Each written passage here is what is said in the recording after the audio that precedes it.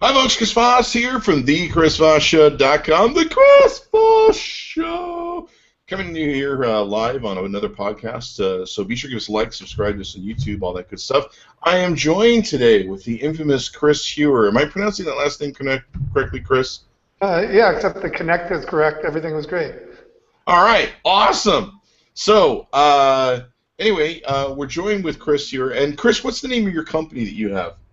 The company's name is Aligned, but we just started a new site called Launching Next Week, and we get involved like you in a bunch of fun things that help move the world forward a little bit, poke fun at it in some ways, and try to help people along the way. So, what are some of the links, Twitter accounts that people can find you on so that they can discover you, friend you as we're talking? Well, the best one is Twitter, of course.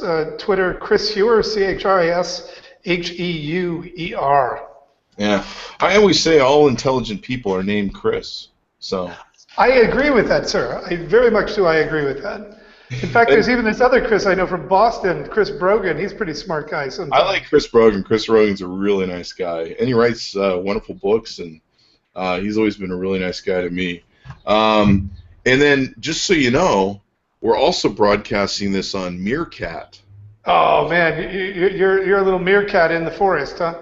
So yeah, we're meerkatting this, and I probably should just get like all the video broadcasting apps that are out there, like Hangwith and other things. It's just like I have enough phones. I have like 30 phones, so I could do like a multi-camera shot. 360 angle, do video service dialing on demand. Yeah, I could do. You can see the back of my head during a podcast. I think some people have that feature. So we want to talk about South by Southwest. I think you had some topics you want to talk about. I'll let you lead off. Tell us what's going on there, or whatever the hell you want to talk about. Let's talk about it. Oh, thanks, Chris. Well, no, the reason why I wanted to chat with you about this is, everyone's getting ready for South by Southwest this week, and in fact, they've been getting ready for the last 6 months, according to my email account.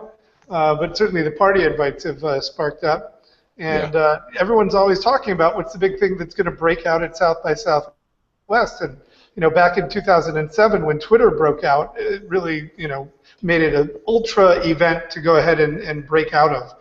But the noise and the activity level has just gotten so crazy in the last few years that, when I was talking with my coach and one of my investors the other day, Dale Larson, and we were talking about what could I do for our company on this new app we're building, the first thing he says is, you're not going to launch at South by Southwest.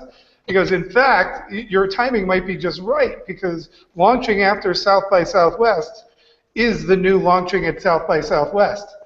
And so I thought that was just like perfect, right? And so we started thinking about it some more, and I realized that's not just true for me, that's true for everyone. And that, I started talking to some PR friends like Heather Meeker of Meeker Quinn and a few other friends out there, and they all said, yeah, never do we invite anyone to actually launch at South by Southwest. Because if you look at the photo on the blog post I put out there, people are in the midst of partying and having a fun time and reconnecting, and having a new app that makes that more exciting and more accessible, that's potentially helpful. But anything else, I don't know that it makes any sense to spend the money to launch there. So do you know what successfully launches every year at South by Southwest? Your underwear and a wet ball? No, alcoholism. and my underwear and a wet ball. It is a new AA recruiting mechanism, that is for sure. It definitely keeps the roster filled, I'm sure, because we've been there and done that. I have some pictures of you that are interesting, I think, from South by Southwest, come to think. Yeah, that's the life that I have lived publicly. I think there's one of you kissing Andy Grignon on the cheek. Oh, yeah, that was last year. Yeah. I think you took that, so that's not fair. I thought you had dug something up. No, we don't bother photoshopping. It's better just to get the real goods on people that, I'm saving that for when you get elected president or something. Well, maybe city council. It's all house of cards with that photo. So you started a blog, right, or a website that's surrounding this whole launch after Yeah, well, the more people I talk to, the more I realize that, Product Hunt is obviously a fantastic site, and Ryan has really kicked ass with it. And, I turn into it regularly. But as I started talking to more friends who aren't part of the inner circle, they're having trouble getting placed in there. And not only that, but if they are even getting placed in there, sometimes they're too early, and their product just sucks. If you follow the lean startup methodology and you really go at an MVP, you're not going to have a pretty, beautiful product that is Product Hunt worthy when you actually launch. You're launching when it's still ugly, right? So how do we actually get attention for things before they're ready for prime time? And so as I took that idea of launching after South by Southwest as a new launching at South by Southwest and looking at my own need to actually talk about something while I'm down there, and not having a product probably until like the 22nd or so, I realized that this was a more common problem, so we put together launchingnextweek.com and set it up so that we can take submissions and literally once a week send out an email blast of who are all the companies that are going to be launching next week, so that you can be one of the first people to know and sign up. I think that's a great idea, and I don't know. It's that simple. I think it's a great idea. I don't know how you're going to fully scope it, but my imagination tells me that it's going to be the people that are next week. Product Hunt is really starting to get noisy and a lot of static. I've had to start avoiding it because I can just lose half a bloody day on that damn thing. And you wake up, you're like, it's like being on Reddit. You wake up, you're like, holy shit, half the day went. But there's a lot of noise on there too, where there's people putting up stuff that's like I've seen people doing like, hey, here's my blog. You're like, that isn't new. Well, it's new on Product Hunt. You're just like, this is supposed to be for startups. And then it's getting, like, everything's getting on there now. And so the real startups are getting lost. And I really would, like you say, like to see something that these are actually the startups that are launching next week. The other thing I do get tired of, and this will maybe help you with some ideas if you don't have them already, is I get tired of the bait and switch where I go on a Product Hunt and I go, oh, that looks cool. And I click it, and then I go to that landing page that's like, give us your email, and we'll call you in 6 months. Yeah. I hate that. Yeah. Well, and that's because it's not a product launch, right? I mean, and that's the other thing about this is going to be launching that gives us a little better permission, right? Yeah. So you actually know what to expect. And the thing about this is, and this can be a selling point that you can use, and I'll have to charge a commission for it, of course.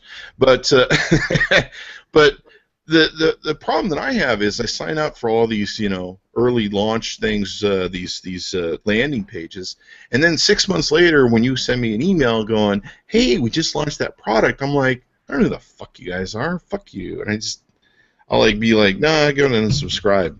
And so it really ends up being a disservice to those startups because you don't really connect the dots. There's a few smart startups that are really good at communicating. I think there's one called Rapid Response or something along those lines. They have an email tickler service that they're launching, and they've been really good at every month. They tell you what's going on. So I think it's a great idea. Cool. Well, I hope we find it. It's still very early. We've got some early positive response. I am the addressable market, so I mean, I know that there's a need out there for it. But to your point, you have to do everything right. I mean, even if you actually do build up that pre-launch, you've got to meet those expectations. And if you're saying you're launching next week, it's got to be next week. And I think your point about Product Hunt and some of the other sites out there, that have become a little more wide open is really important. I've actually already been pitched not once but twice. One by a friend of mine who I really respect a lot, so I'm not going to throw him under the bus. But he's got a company that's announcing their funding next week. I'm like, well, that's not a product launch that's happening next week. I can't do anything with you. I really need to be focused because we really have to deliver on brand, on promise. And too many people forget that. I mean, I like I say, it's just gotten so kind of annoying on the whatchamacallit, the noise that's on Product Hunt. I mean, I've been so frustrated several times where I'm like, what? And it's like palm olive oil will be on there or something. Be like, hey, we launched the new flavor of palm olive oil. What? Hey, what? I thought this was for startups. What the fuck? Oh man.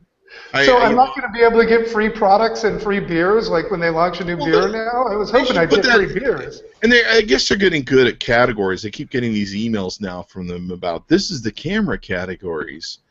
And, you know, I'm kind of like, well, that's kind of nice, and I'm sure it's great for his product and, you know, his cash. It's kind of annoying for me because I started out loving it for the simplicity of it of, hey, look, here's 8 to 10 new startups. And, you know, you can kind of go through and see which one's cool. Now it's just like fucking whole things being thrown at you like a phone book, and you're just like, oh, really? I don't have time for that today. You know, well, look, Ryan's a smart guy. He'll figure it out. I mean, scaling at this point is really always the hard bit because you're trying to, you know, go through puberty, essentially.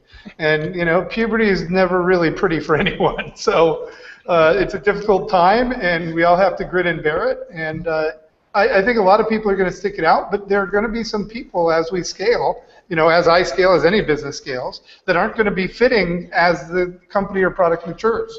And it's going to change a little bit, and maybe it doesn't do what's so great anymore. But I think Ryan will figure it out in the long run. But that doesn't mean there's not room for other things and solving other problems.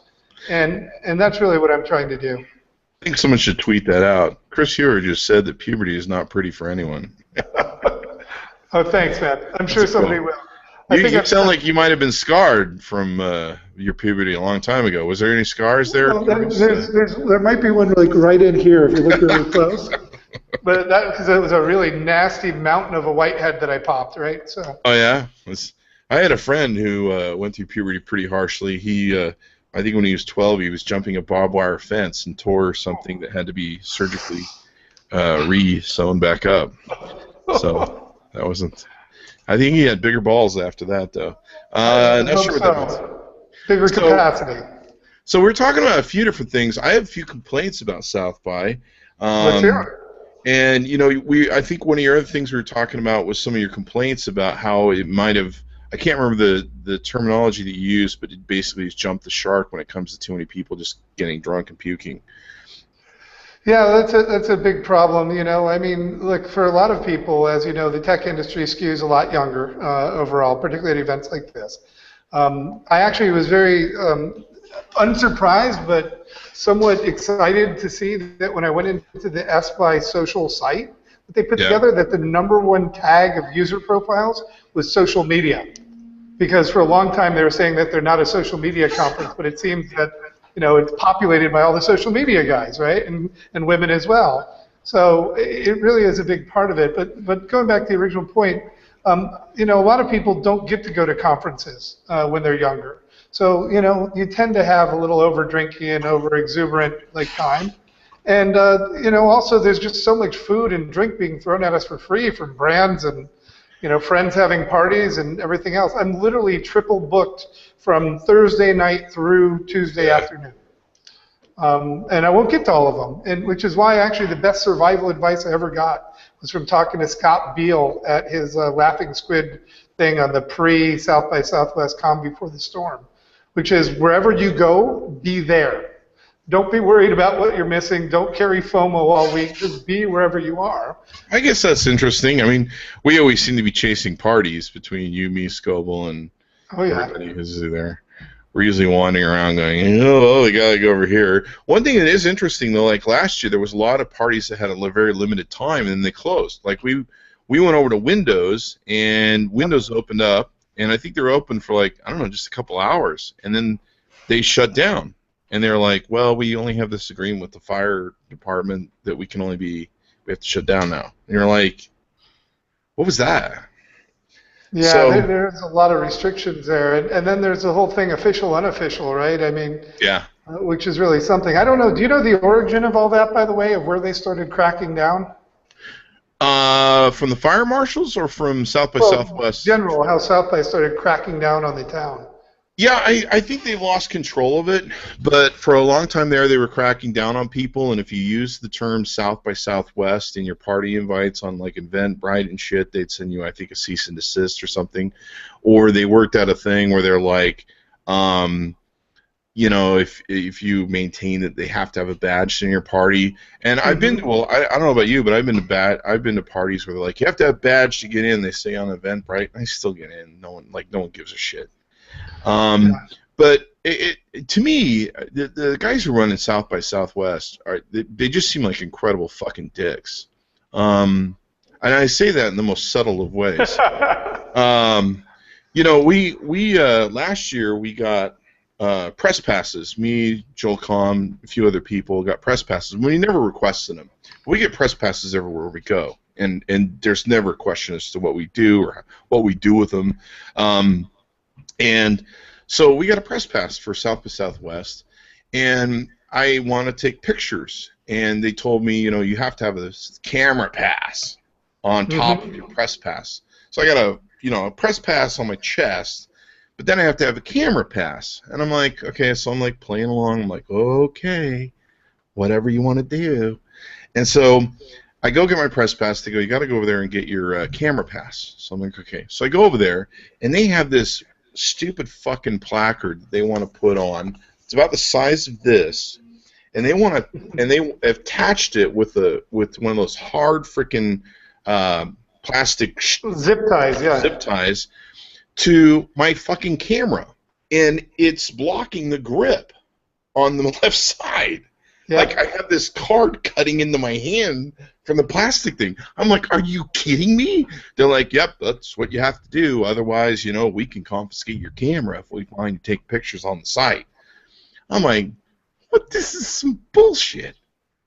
Yeah, again, so, you know, this is a classic problem, and unfortunately it's one that I've dealt with. There's even many stories I can't even share for literal legal reasons relative to this discussion. Wow. But, you know, they're trying to get too much control. And what they didn't realize is that their entire methodology for getting people to come to the conference is about, you know, using people's audiences. Yeah. And actually getting them to pimp out from the, hey, you've got to vote for me to get to the panel selector, to, hey, I need a few more, like, somebody please talk about it, to, hey, come to my session, that they're getting, you know, this huge amount of support from their community to make the event a success, and then they're literally trying to put a lockbox down on what they're able to do there. Yeah, and I've sold so many tickets and gotten so many people to come to South by that you know, I could have just sat there with a credit card machine going, hey, and they're like, hey, I'm going because Chris is going, blah, blah, blah. And so what happened was they gave us a press pass, and, you know, we did press, we did our thing, we did a shitload of videos. And the way I work South by is we have sponsors like any news agency. And so every video, every photo upload, every whatever upload that we put up, and then there's a bookend at the end where we can put on one big video. We upload probably over that course of that week probably 200 to 300 photos, broadcasts, videos, chatter, stupid stuff. I mean, we spend a whole week just saturating the fuck out of South by Southwest and what we're doing there and what's going on. So it's not one news item, it's hundreds, and it's all tagged on South by Southwest. So we did all that, and then you know, we went home and went about our business like we do from any convention. And then about 3 months later, I get this email from South by Southwest's press department going, hey, you know that press pass that you had, you're contractually obligated to send us the links to your news articles so that we can review them to see if we're going to give you a pass next year. It's the most dickish worded thing, too. Like, I don't think I put any more dickier. So I'm like, really? I've never, ever had anybody say, hey, Chris, we need proof on your pay-for-play of those press passes we gave you to make sure that you actually spoke highly and well of us.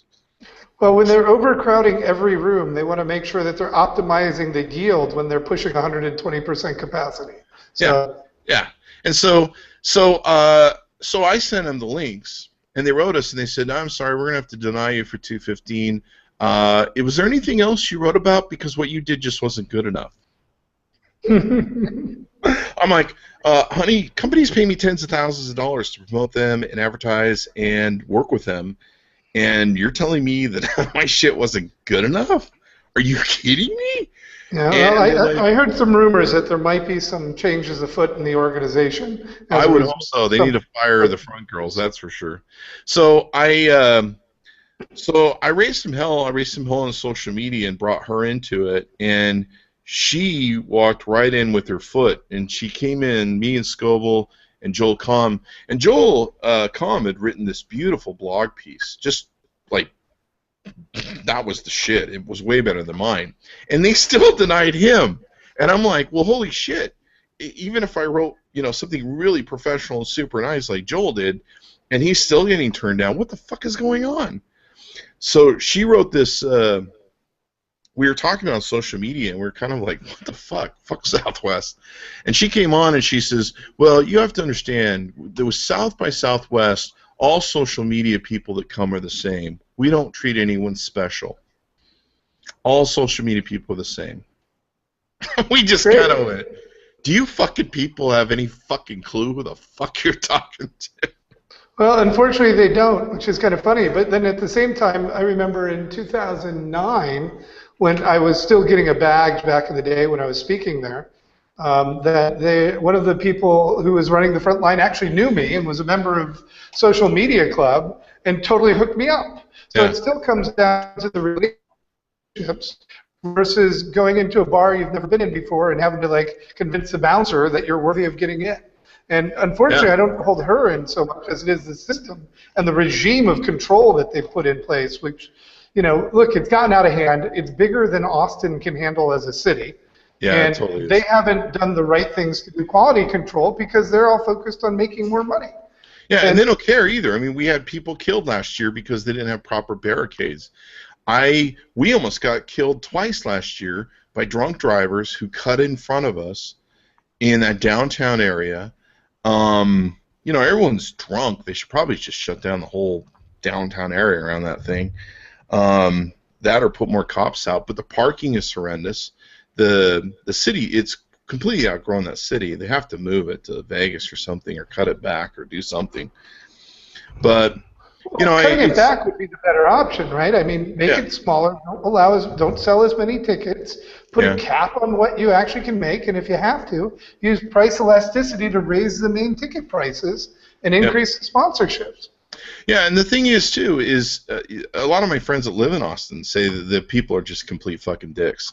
They make a trash mess of the downtown area, and they're just kind of like, well, that's nice. Have fun cleaning that up, guys. They don't pay for any of it, et cetera, et cetera. It's a total just burden on the city of Austin. So, yeah, something needs to change over there. I tell people there's no use in buying a ticket unless you want to go in the convention center. And half the people you're going to hear talk, you can probably see those talks on the internet, or you can go see them at another convention or cheaper convention for free. Just buy a ticket to their mastermind group or something. But I really don't see a point of buying a ticket, and I think that was one of the things you tagged on. Yeah, well, for the last 5 years I've been badgeless, and in fact, at one point even I made some really cool badgeless T-shirts as a fundraiser for our nonprofit. It's not like I was making money on it. I think I ended up losing personally like $300 on it. But, again, I was just doing it to, have the art. I had this great friend of ours, Brendan, who's a graffiti artist, who just did phenomenal little, literally graffiti art of this badgeless logo that he created. And, you don't need to be there, I think, to all the points you made before. But also, if you have friends who are a part of the community, then you have events and things to go to.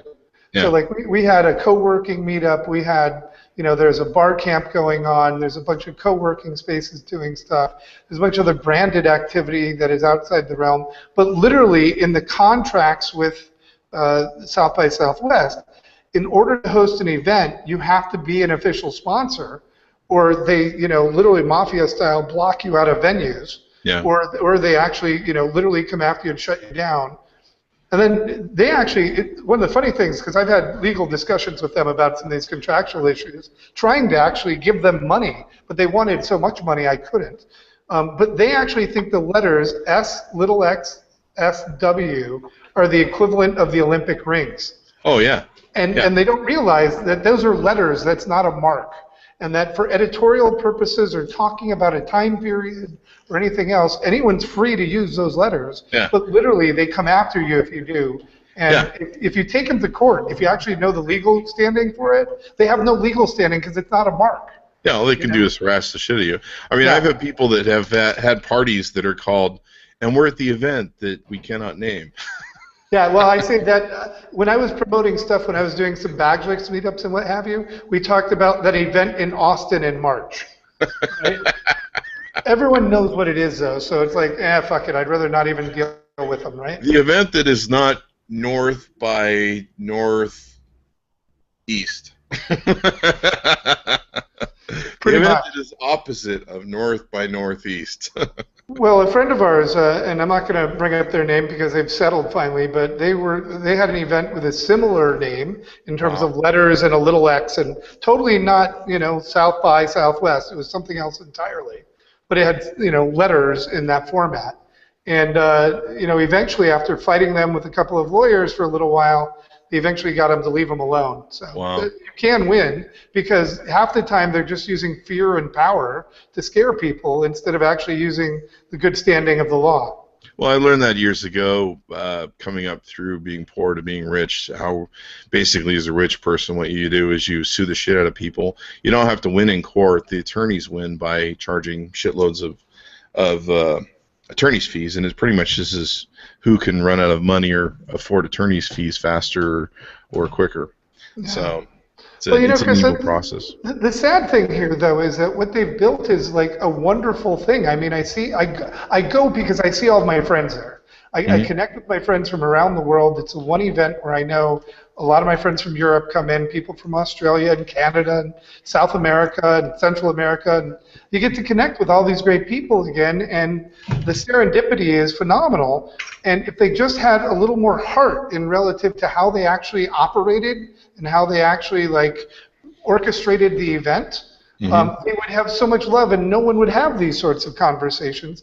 But as it is, we have to, this time of year, have these conversations with all too many people. Yeah, I almost created a blog post this year that was like, all the reasons why you don't need to buy a ticket to South by Southwest. But, maybe someday I'll have to speak there on a book, so I guess I can't stick my thumb too far in their eye. But yeah, I mean, the dickish stories of their management just seem to never end from all the people I've talked to. And, their attitude that all social media people are the same that come to South by Southwest. I'm sorry, you don't have a clue what you're doing in social media if you say that to me. There are people that are up the food chain that can definitely have a huge influence and impact. And I've never had, basically they were pressuring me to either rewrite my article to the way that they wanted it, or I wasn't going to get a press badge. So it's basically crazy. Like, where's my NAB press badge here? It's basically, hey, Chris, do you want this? Well, you've got to do what we tell you to do. Well, that's called pay for play in the world of editorial news. And that's pretty unethical at that point, as far as I'm concerned. Well, and again, you talked about the power issue before, and that's the point. They're in such high demand, and those passes are in such high demand. And unfortunately, as you know and you've seen as well, some people out there with 5 followers think they're a big deal. And, it's not so much about the size of your following as much as it is about the waves you can create with your post, right? Yeah. See that little analogy there? But it's true. The motion of the ocean, of the waves, of the ripples, the social ripples, right? But, so you want to be respectful of the people, as humans, but at the same time, you've got to look at it as a business perspective. And if you're making optimization choices, it would make sense to actually look at reach and impact and engagement and look at these other numbers to actually determine who are highly influential people for our audience. Yeah. On Clout now, I'm still like one of the most, highest ranking Clout people on South by Southwest because of all the different problems we've had with them over the years. Well, maybe it's a good thing then. Yeah. Well, one day I'd like to speak there again, but I don't think that's ever going to happen, so I haven't even submitted the last couple of years. Wow. So now, are you going to launch something after South by, or is the launch after? Oh, yeah, man. Dude, I'm so excited. And a big thanks to Chris Sod. I just got to give him a shout out because he really kicked my ass in the right way and shared some good insights to help shift my thinking. I've been working on this big idea called Align for the last almost 2 years, but full-time about a year and a half. And I really built a new way to work. I mean, literally top to bottom, from how do we work together as a team to how do I get things done myself. And it's really smart, and everyone frigging loves it, but it requires you to literally change how you're working in order to take advantage of it. So what we realized is we needed simpler on-ramps, and we found the one, and I'm actually building it right now, and I've got a great a great friend of mine who I've worked with over the years helping me build this thing, and it's only going to take about 2 weeks to get it done. So I'm looking forward to finally showing it to people and getting a product launched that's simple, easy to use, and that everyone will want. Where's the website that people can go to take and sign up for to click on at your landing page there? Well, right now, Aligned.com is where we're still the company name. So the new app will have its new name by Aligned is the idea behind it. And I'm not even giving out the new name yet because it's launching next week. All right. Well, we'll have to tune into launching next week. Yeah, actually, that was kind of the idea. In fact, Christy, my wife, is still kind of pissed at me that I decided to make a site out of it instead of just do a marketing campaign. Uh-huh. But I looked at it and I'm like, I can't just do this for myself. This is like something that everyone needs. So let's make it something more useful. Might as well. Product Hunt is just killing it. I mean, they're just killing it. And then the one before them that I used to subscribe to was called Beta List, I think it was. Oh yeah, fantastic. And Beta List was pretty cool. And I think there's definitely a thing for it. Like I say, Product Hunt, I can't even tune into anymore because it's just too over the top with all the stuff that they have going on with this. It's like, ugh. It's like I just wanted to tune into a few different ones, and now you look down the list and you're like, I don't have all day. And I still get daily emails of what my friends are sharing on Product Hunt. Yeah, it's like crazy. So it's pretty. Wow, I've got a lot of friends who actually are on the inside of Product Hunt. Yeah, I think I'm on the inside. I think if you want something launched on Product Hunt, I can launch it. At least I was. And but the problem is I learned there's kind of a game you have to do with it. You definitely want to launch at 1 a.m. or 2 a.m. You got to get the whole day's business so that you can get enough marks to get up the dealio there. Yeah.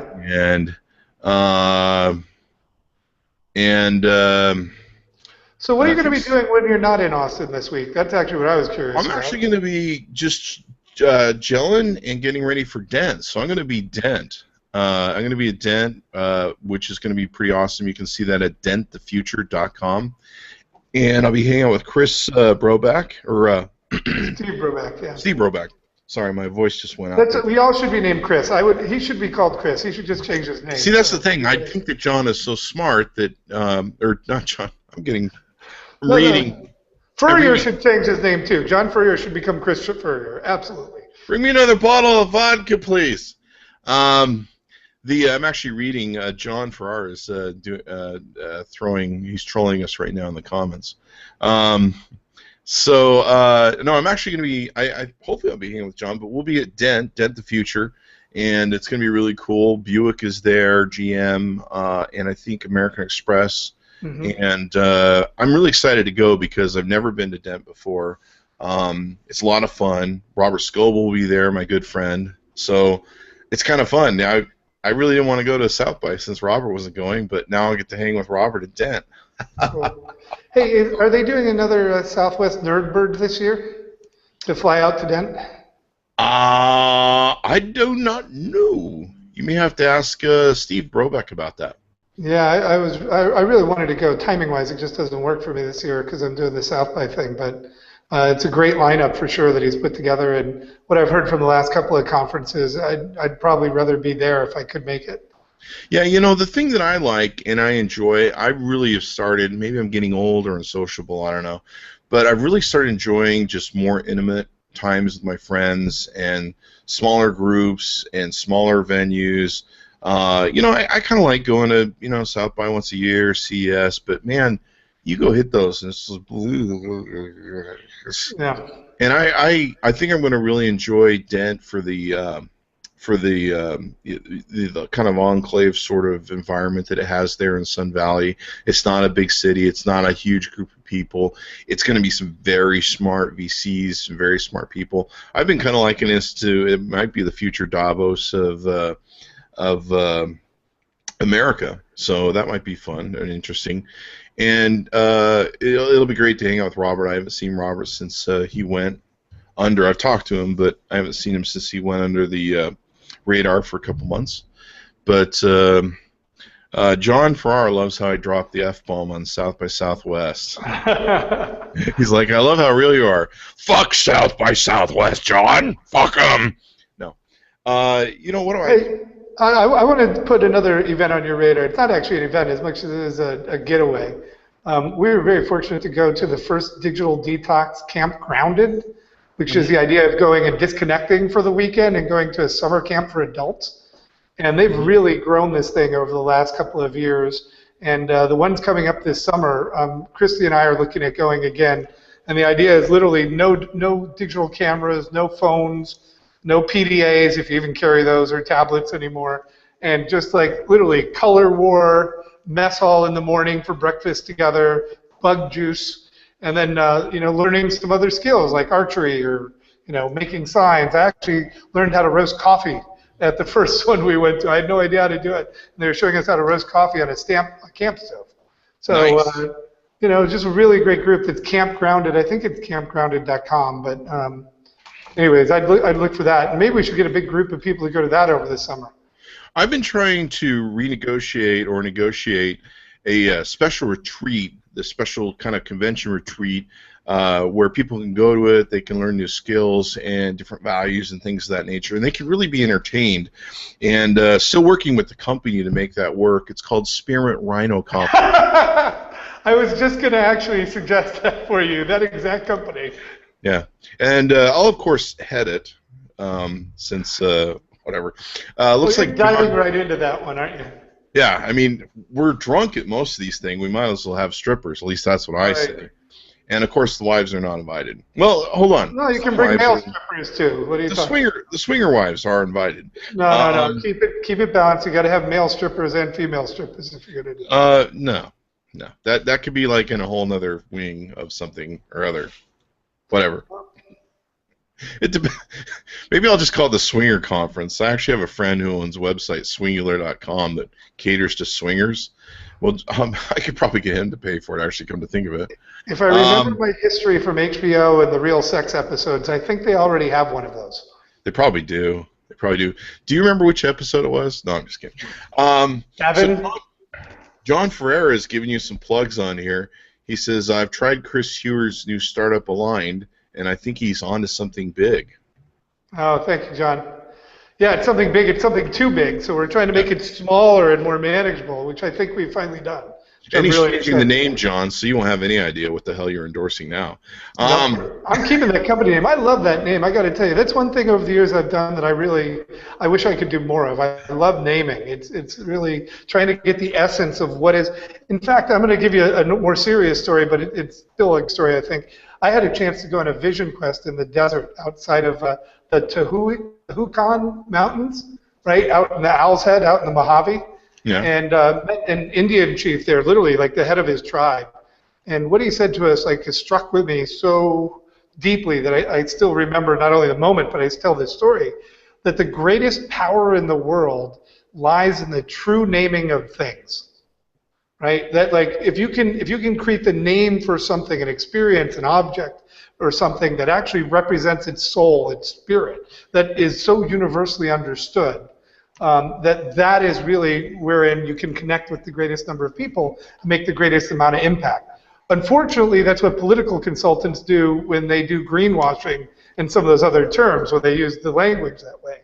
But for my company, Aligned, the idea of literally getting people on the same page, I just, I'm going to be proud of that until the day I die, I guess.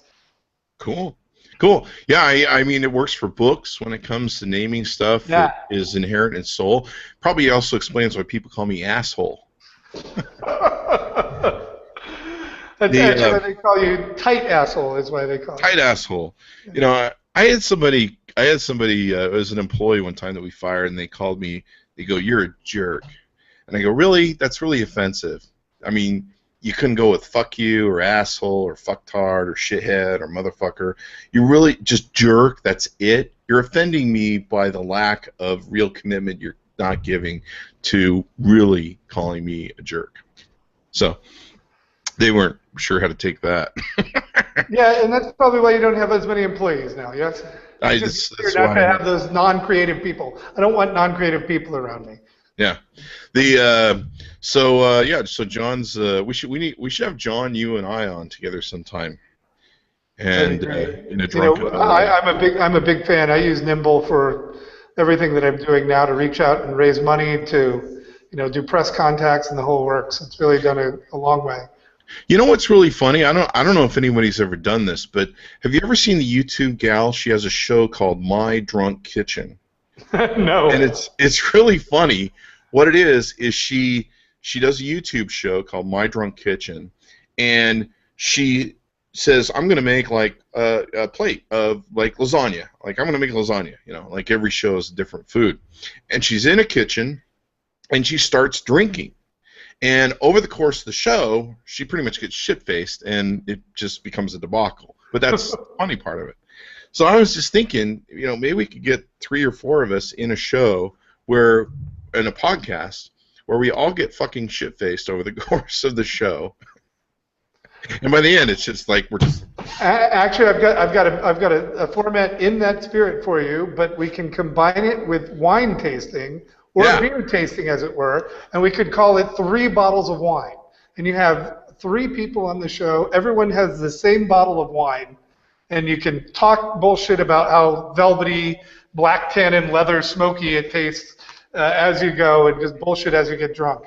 And have a set of challenges that you have to do at the beginning and at the end of the bottle to see how well you can do it. Like maybe some lumosity challenges in real time.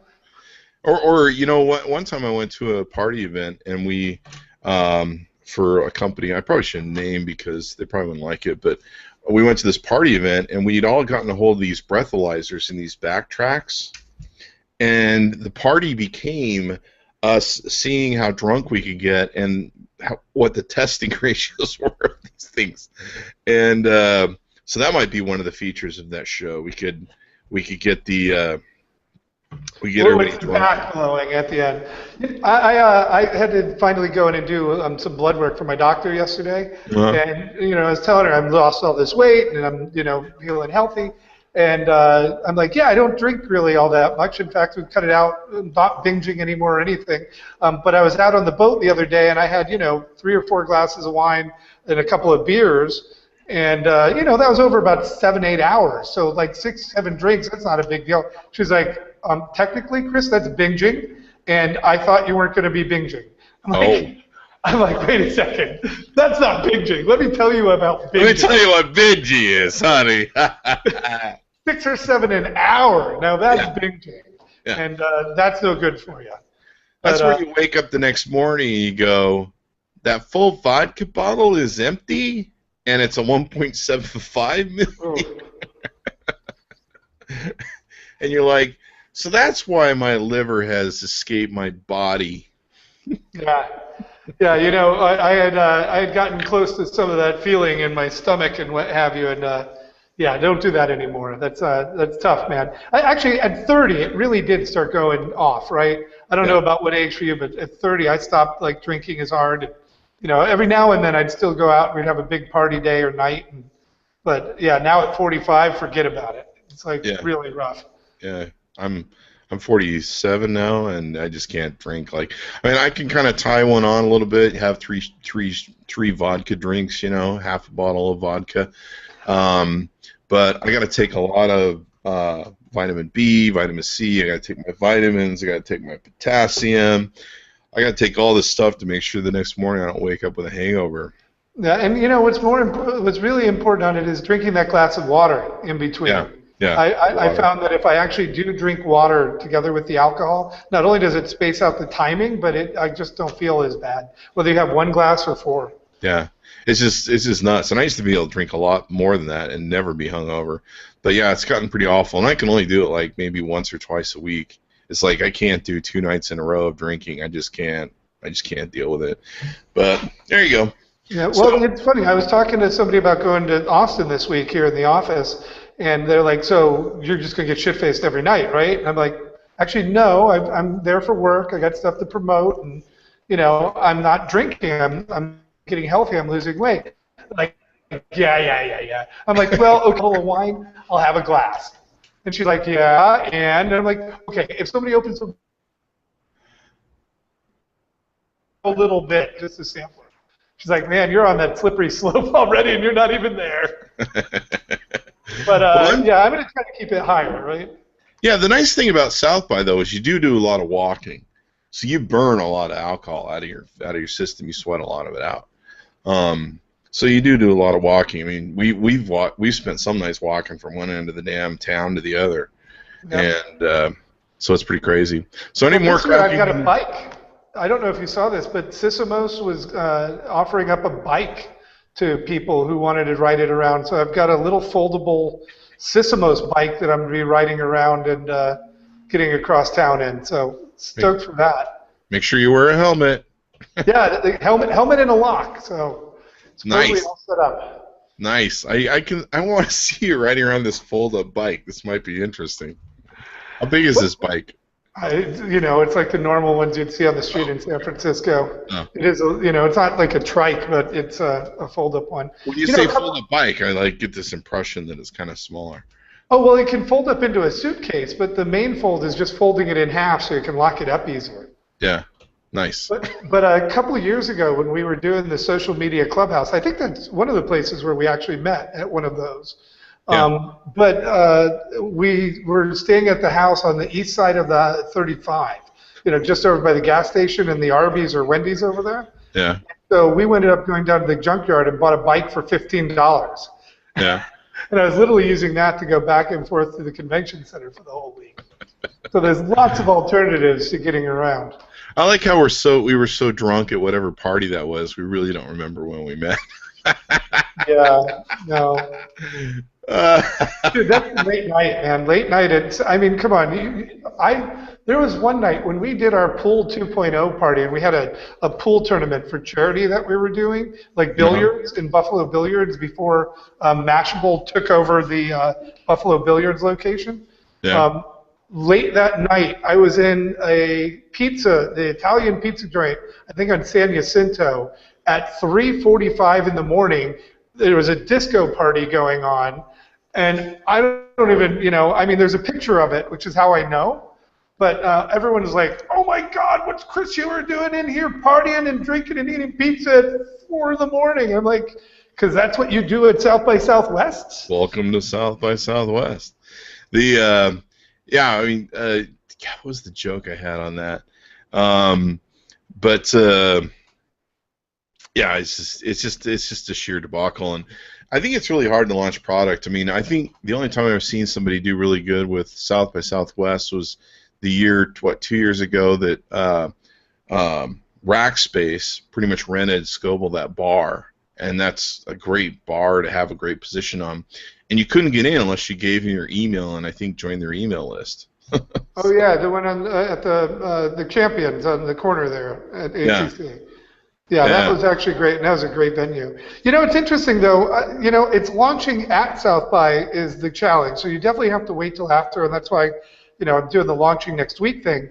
But I'm wondering if Meerkat doesn't become the app of this South by. It might. They're going there, and I watched a thing on them, and it looks like they're going to South by, so they might be the hottest thing ever. Oh, it couldn't be hotter than Andy Grignon's stunning mug. Yeah, he really looks like he's being assaulted at that point. I was not doing anything untoward with his ear. I was not. You were whispering something to him, I'm sure, a secret. Well, I was trying to suck a $10,000 check out of him. But, yeah. Well, I don't know if you do that through the ear with him. But... Maybe it was in the wrong place, yes. Yeah, I didn't want to. I didn't imply that, and I didn't think that, but you did. You So did you think went that, there. and you were I about did not. I did not even imply going with that thing. I circumvented that. I most certainly You did. definitely went dirty. You went below me. Here's another photo from South by Southwest of you. And that And was with Shauna Causey and her party with the people from the startup community that she was helping. yeah, I That I think can't so. remember. We Yeah. did that. You know, that's the great thing. Like those flash mobs, and that was one of the best ones was South by 2010. That night at the Bristol, where that party of Larry Chang and I is from Yeah. that post. You know, that was one of the craziest nights I've ever seen, and that was just a blast. Yeah. Well, But hopefully they do better at protecting people. I don't want to see any more people die at South by Southwest. I think this should be your profile picture right here. I think this is a Facebook-worthy profile picture of you. yeah, I could do that. Actually, I think it was for a little while. So we'll kill that and go back to this. So those will be for sale anytime you run for president in the near future. Just keep that in mind. You'll want to slush fund. You realize how tame that is relatively to the other photos that exist. Yeah, that's true. Well, these are the ones that you clothed. So no, I'm just kidding. But yeah, there's some other. I don't think there's any really good ones of you. I think those are the only few I got of you. Well, talk to me about Meerkat for another minute, because I actually haven't upgraded to OS 8 yet on my iPhone because I'm waiting to get 6. Mm-hmm. And so you're digging it. I understand from people who are using it that they find it to be a totally different type of experience. Yeah, Amy, I mean, Amy. This is something they're calling. You can see there's actually 3 people watching us on Meerkat, Yes. and of course I've only been building my audience here in the past week. But this goes out live onto Twitter. So I'm really hoping this can really get Twitter going again for me, because so many people really ditched Twitter, and I'm hoping this can really bring that on. But what's really great is they can put questions, they can like it. There's actually a point system so that can help you get on some lists. And if it's live, they can reshare it. But the other nice thing about it is once it's off, no one can watch it again. And so it kind of has a bit of finality like Snapchat or Cyberdust. But you can save it to your phone if you really want to save, I don't know, that naked dance that you did for whoever was on for the thing. But I'm really loving it from the fact that it can really possibly reconnect me with my Twitter followers again and build some new relationships with video. Well, I wonder if this is going to be the beginning of a new era of mashups, Yes. because this feels very much like it is, a Twitter meets Justin TV meets Snapchat sort of. Well, here's the thing. Twitter just bought Periscope, which was another live video company. So Twitter has just validated the what's going on here with Meerkat. There's also Hang With, which broadcasts the Facebook. It has a nice app, but it does a poor broadcast when it comes to on Facebook and stuff. But the Meerkat I really like. It's been really nice to connect with people. They can log in and they can watch for a limited time. You don't have to pay for it or anything. And then if you're watching it on Twitter, you can retweet it on Twitter to your followers. So it has that ability to have that Twitter spread. So I really like that. We've been talking with Mark Cuban now, I think, for 3 days. He keeps talking on the private chat we have on Cyberdust. But I really like Cyberdust too. Cyberdust is turning into something that's very interesting. And if you're not on it, or if our listeners aren't on it, they should definitely check it out, because I'm blasting out and building my audience. I think I'm up to 120 people in the audience there, and it just keeps growing every day. So why are you trying to build an audience there if it's ephemeral? If what? If it disappears, right? If it exists only. Well, the audience is still there. What it does is it disappears, the messages and stuff. So you're still communicating with people. Snapchat has the same thing where you can post a video or a picture, and once the time is up, it disappears. These kids are embracing these formats because they're tired of Facebook. They're tired of the damage Facebook can do to their college degrees, to their job prospects, to well, getting arrested by the police because they were smoking pot on, a video on Facebook. Well, that's just stupidity. I'm sorry, Chris. I mean, people who are doing that and don't know better, I mean, that's just, like, stupid. Well, I agree, but stupid people run the world. Yeah. What's that line from the comedian, whatchamacallit, half the people are stupid, and George Carlin. Yeah, George Carlin. So, the people are going in droves to Snapchat. Snapchat's killing it, if you've seen the numbers. And so they kind of have a different way of blasting out stuff. And there's already Snapchat stars that are coming out of it. One of the top Snapchat stars has been already offered like 30 fucking grand by, I don't know, P&G or somebody. Wow. to do whatever. It's just like Vine, where people are coming up in Vine. But people love this now anonymous stuff because it can't be tracked. It can't, it's social media is kind of moving behind a curtain, if you will. Yeah. And you've got to go with the flow. And so I'm just trying to keep up with the audiences as to where they're going. And they want to go someplace more private. They want to go someplace, I don't know if it's NSA driven or government driven. I mean, there's probably a lot of that deals with around the world. But you can build an audience on these platforms, become a star, and the nice thing is you can do stuff that they can't save, or it's really hard to save on a lot of these things. But for example, with Cyberdust, we really didn't understand it. It was really tough to understand from an intuitive standpoint. So we sat down with Mark Cuban, about 5 or 6 of us, and Brian Kramer facilitated it. And they don't show names in there. And if you come in and out, it changes colors. So the only way you know who's talking is by color. And there is a list that if you click on it, it will show you his color is color. But every time someone goes in or out, the colors change. So there's no way I could ever do screenshots and be like, well, Bill Clinton said this. Now, and there's no names. It just shows colors of conversation, and they disappear. Now you can touch them to tag them. What's also nice is you kind of have to stay with the conversation, or you miss whole pieces of conversation. But what's nice is it's gone. It's whatever conversation you had is untraceable, and I suppose for some people that's kind of fun. They don't have to worry about. I've had people send me stuff on Snapchat that they would never send, like a goofy picture that they would never put on Facebook. Now you or I will put goofy pictures on Facebook. But I've had people that they would never do that. Yeah, that's their image, yeah. Yeah, and they've sent me some funny stuff, just some funny faces of them waking up in the morning, and I'm just kind of like, wow, I didn't even expect you would ever do that. But no nude pictures yet, though. If you're on check out there. You see, when I signed up for Cyberdust, I thought that what I was doing was signing up for Mark Cuban and Gary Vaynerchuk's spam list. Because that seems to be all I got when I. Well, you need to expand it from there, but yeah, I had the same experience and whatever. But now I've subscribed to a few different blasters. I do my own blasts every day, where I'm sending out a blast of something funny. And the nice thing is I can still kind of, my content's always been a bit risque. It's always push the envelope a little bit. I do like to shock people. I like to wake people up a little bit. I like having fun and making people rethink their paradigms. Yep. So I'm going to shock you, but there's people on there that can get away with saying stuff that they probably wouldn't want to get away with saying stuff. You and I are very different. We live in our own private Idahos where you and I work for ourselves. So there isn't some boss looking over our shoulder on Facebook going, Chris, I can't believe you posted that. Oh, my God.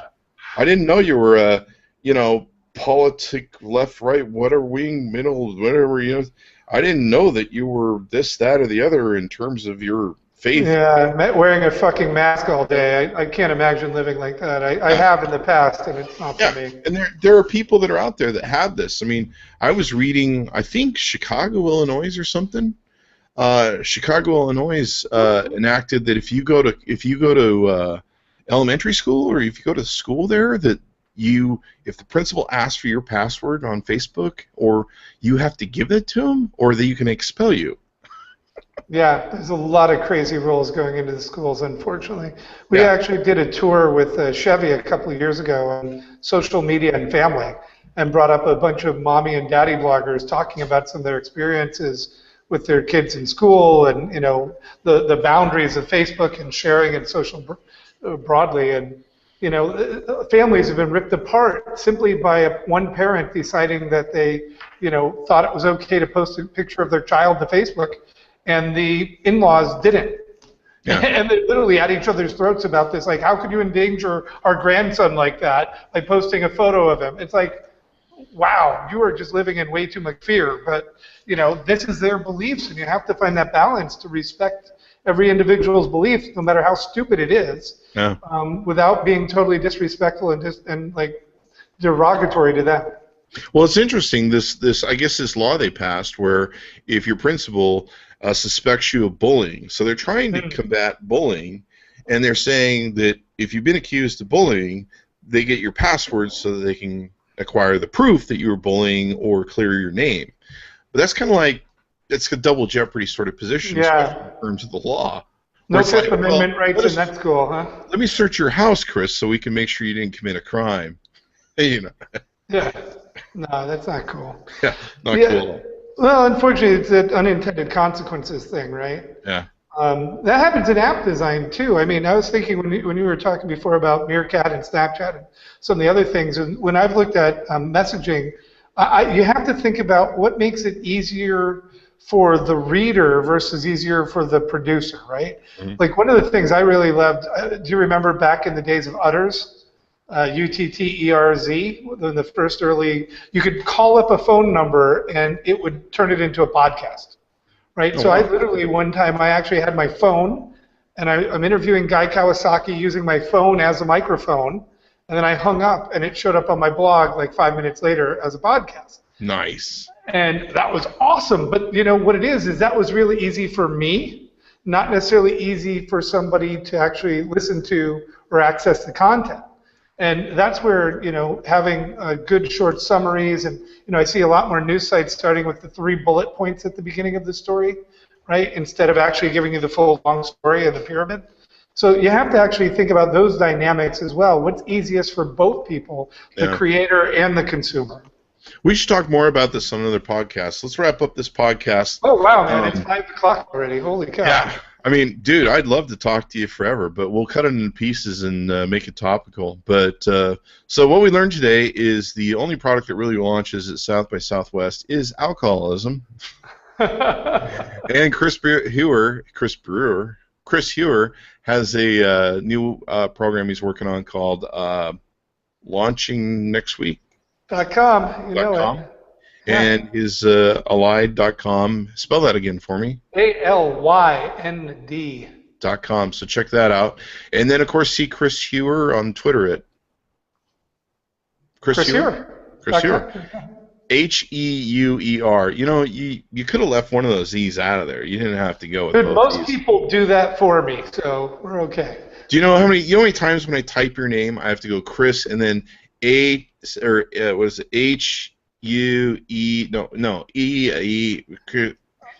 know, and I've seen them all. That's why it's just like Steve Martin. You might as well call me Dr. Chris Heuer. How you doing there, buddy?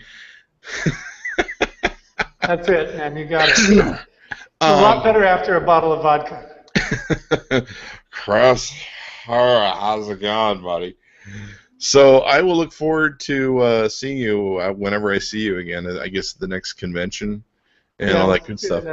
We'll definitely have to have you on the podcast again. In fact, when you launch after South by Southwest, whenever I come back from Dent, we'll have to have you on the podcast. Yeah, actually, I'd love to hear what went on, and then we can talk shit about that too. Well, I'm not sure. I think there's an NDA I signed since Robert will be there. No, I'm just kidding.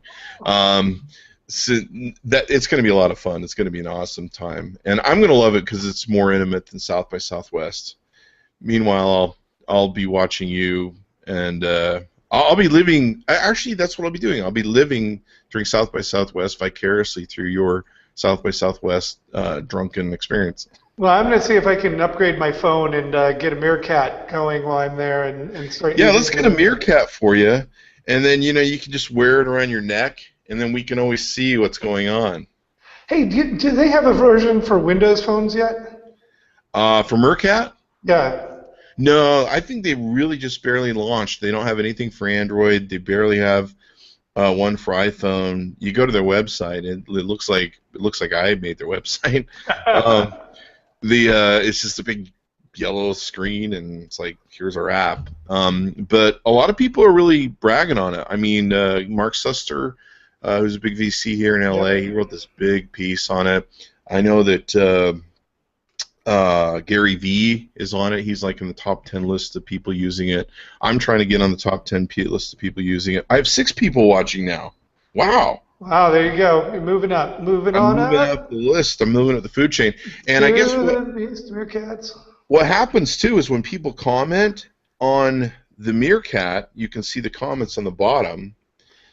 And I think when they log into the show broadcast, it puts a tweet out saying so and so is watching this. And I think every comment is a tweet. It goes out as a tweet, so it really helps bring more people to the thing and get that stuff going on. So, Rob Everwood might have a question. Let's see if he's got anything valid to say here. Maybe he's just trolling us and telling us how stupid we are. Rob Underwood says, speaking as a parent, the complexity of social media and tech used by kids are super hard. Even Minecraft has a ton of social activity. Yeah, you have to be careful. You never know. These kids, I know Jesse Stay's kids are LDS, and he doesn't want them talking to people that say certain things, and I can't blame him.